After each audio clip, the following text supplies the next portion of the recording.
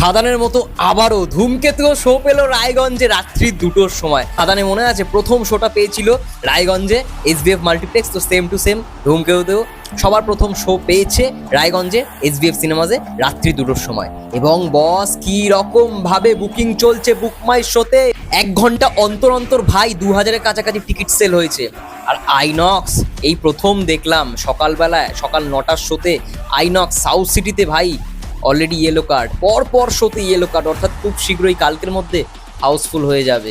এটাই হচ্ছে দেব শুভশ্রী ফ্যানদের ক্রেজ ভাই, 12 বছর পর আসছে, খেলা তো হবে। ইতিমধ্যে নবীনাতে তো 2টো শো দেওয়া হয়েছিল, দুপুর 3টে এবং বিকেল 5:30, দুটোই অলরেডি হাউসফুল। তাই কথা বলবো, দেব শুভশ্রী 12 বছর পর আসছে, আমাদের উচিত সিনেমাটা ভালো রকমভাবে জম্পোসভাবে এনজয় করে সিনেমাটা দেখা।